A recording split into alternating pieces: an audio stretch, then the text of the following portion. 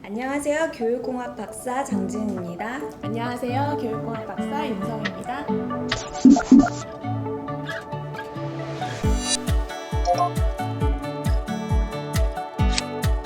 일단은 저희가 다 교육공학 박사라고 소개를 했는데요.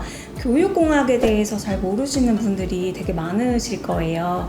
사실 저희 같은 경우도 처음에 이제 대학을 가고 교육공학을 공부할 때 교육공학이라는 것이 있는지 잘 몰랐어요. 그래서 더 많은 분들이 교육공학에 대해서 이제 좀 알았으면 좋겠어서 저희 오늘은 교육공학에 대해서 한번 이야기를 해보려고 합니다. 말만 들어도 어려운데 교육공학은 어떤 건가요? 적절한 과학기술적인 과정과 자원을 상시 활용 관리함으로써 학습을 촉진하고 수행을 향상시키기 위해서 연구하고 윤리적으로 실천하는 합니다. 이렇게 정의가 되어 있습니다. 정의를 들으니까 더 어렵다. 이렇게 생각하실 수도 있을 것 같아요. 근데 요즘에는 많은 분들이 교육공학 대신에 뭐를 많이 아시냐면 에듀테크라는 용어를 많이들 아세요. 방송이나 이런 기사 같은 데서 이제 에듀테크라는 말을 보셨을 수도 있는데요. 최근 에듀테크라는 말이 이렇게 많이 쓰이고 있는 이유는 아무래도 우리가 얘기하는 4차 산업혁명 시대를 대표하는 다양한 기술들이 있잖아요. 예를 들면 AR, VR도 그럴 것이고 인공지능도 그럴 것이고 이런 다양한 기술들을 굉장히 많은 분야에서 활용하고 응용을 하고 있는데 교육이라고 하는 맥락에서도 이런 것들을 쓸 수 있겠다. 그래서 사람들이 보통 이해하는 에듀테크는 이런 기술을 교육적 용도로 활용하는 것이라고 이해를 하면 될 것 같아요. 반면에 교육공학 같은 경우는 좀 더 넓은 분야라고 생각을 하시면 되고요. 어떤 과학기술적인 모든 과정 자체를 교육 현장에 도입을 하고 어떻게 하면 과학적으로 아이들의 학습이 촉진할 수 있을까를 연구하는 학문 전체를 말한다고 볼 수 있을 것 같아요. 교육공학의 장점은 어떤 게 있나요? 저희의 장점은 뭐든지 할 수 있다? 그게 장점이자 단점이라고도 얘기를 하세요. 왜냐하면 그렇다 보니까 교육공학 너네 내용 지식이 너무 없는 거 아니야? 항상 이런 비판을 조금 받기도 하거든요. 반면에 또 요즘이 융합이 대세다 보니까 이 교육공학을 하나의 내용 지식과 같이 결합해서 공부하시는 분들이 굉장히 많아졌어요. 근데 그렇지 않더라도 사실 방법론만으로도 충분히 이 분야의 전문가들이 아주 큰 역할들을 하고 계시고 그 부분들이 굉장히 탄탄하죠.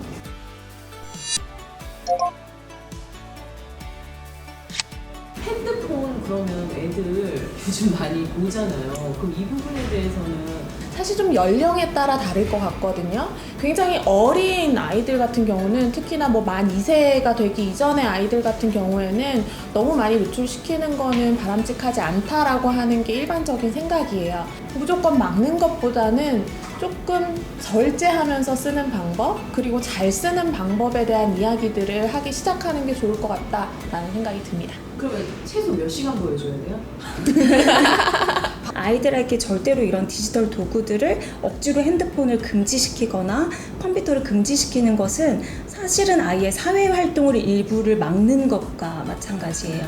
사실 어떻게 보면 또 다른 폭력일 수도 있거든요. 그래서 아이가 이런 디지털 사회를 잘 살아나갈 수 있게끔 적절하게 잘 사용하게 하는 것이 중요한데요. 아까 전에 말씀하신 것처럼 그러면 언제부터 보여줘야 하느냐, 몇 시간 보여줘야 하느냐, 그거에 대한 정확한 정해진 답변은 저는 없다고 생각을 해요. 그런데 먼저 규칙을 정하는 것이 아주 중요해요. 지금부터 무엇을 할 것인지, 정해진 약속 규칙 시간을 어떻게 지킬 것인지에 대한 것들을 정하고 그것을 잘 성실하게 하는 것이 중요해요. 어떤 날은 규칙을 정해놓고 어떤 날은 괜찮아? 이렇게 해주고 어떤 날은 절대 안 돼! 이렇게 왔다 갔다 하면 아이들도 너무 헷갈리거든요. 부모님들이 핸드폰을 사용하는 습관이 아이들한테 대물림이 돼요. 저도 이렇게 업무를 주로 핸드폰을 가지고 많이 해요. 메신저를 가지고 얘기해도 되나요? 카카오톡 막 이런 하루에도 정말 수백 통의 이런 메시지가 오는 거예요. 그래서 제가 하루 종일 이걸 이렇게 보고 있으니까 아이가 그걸 바로 지적하더라고요. 저도 아이와 함께 규칙을 정하는 거죠. 아이와는 정해진 시간을 두고 정해진 시간 동안에 우리가 모두 디바이스와 멀어져서 아이와 소통하는 시간을 내가 딱 정해놓고 그 시간은 나도 핸드폰 안 보겠다. 부모도 결심을 하는 것이 아주 중요한 거죠. 아드님이 잘 그 규칙에 따르고 있나요? 현재까지는 그래요.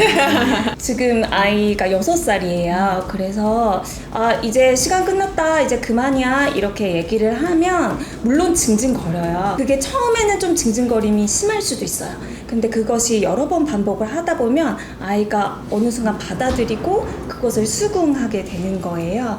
시리야 1시간 타이머 맞춰줘 이렇게 하는 거예요.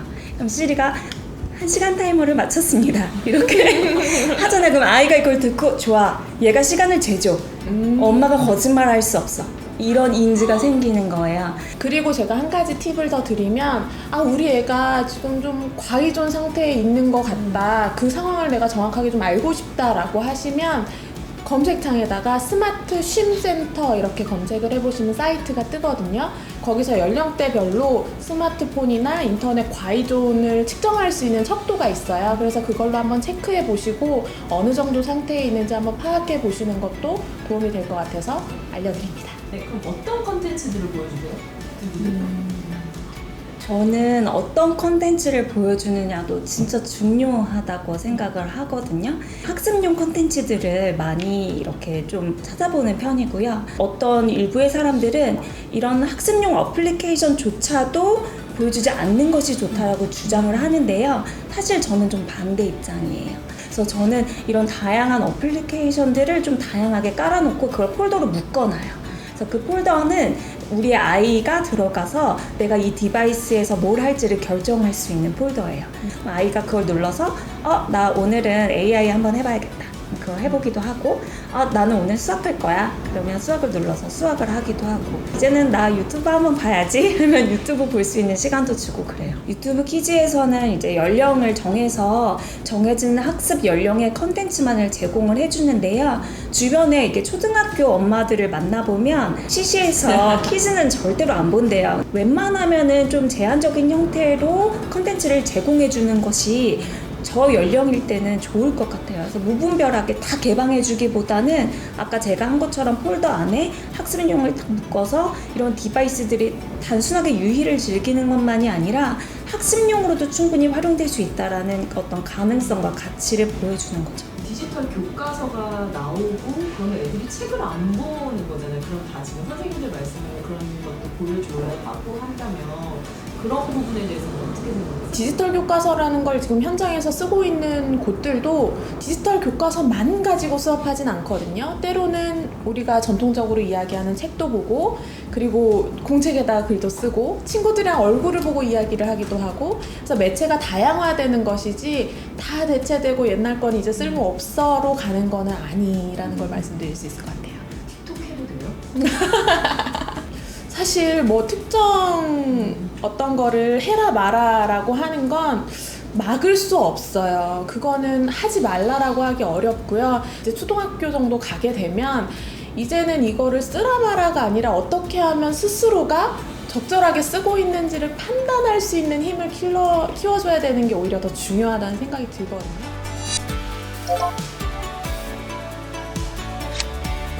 제가 마지막으로 이 얘기를 꼭 하고 싶었는데요.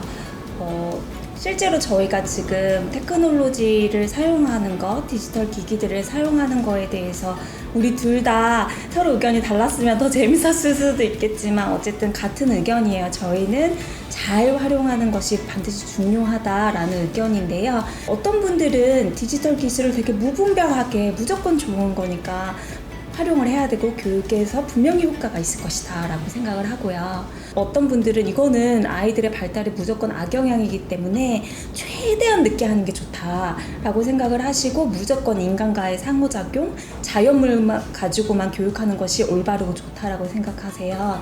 사실은 이런 극단적인 두 개가 모두 다 사실 저는 옳지 않다고 생각을 하는 거예요. 그동안 우리가 문제를 해결해 왔던 그 방식이 아닌 새로운 컴퓨터를 활용한 새로운 방식으로 문제를 활용할 수 있게 되고 그렇게 되면서 나의 가능성이 더 확장되는 것이고요. 그리고 나의 창의력을 표현하는 방법에 있어서도 자연물이나 일상생활의 물건들만 가지고 창의력을 표현하는 것이 아니라 이런 다양한 신기술과 디지털 도구들을 활용함으로써 어떤 굉장히 확장된 형식의 창의력을 표현할 수도 있는 것이거든요. 그래서 이렇게 적절하게 균형과 조화를 잘 이루는 것이 좋다라는 말씀을 드리고 싶습니다. 지금의 시대는 그 누구도 살아보지 않은 시대거든요. 기성세대들에게도 그렇고 아이들에게도 마찬가지잖아요. 미래를 생각했을 때 뭐가 맞는 방향인지 지금 정답을 아는 사람은 아무도 없습니다. 그렇기 때문에 내가 그냥 경험해온 걸 기준으로 해서 이럴 거야 라고 하는 고정된 생각보다는 조금 더 유연한 마음을 가지고 한 번 더 생각해보고 뭐 이런 접근이 전반적으로 다 중요할 거라는 생각이 듭니다.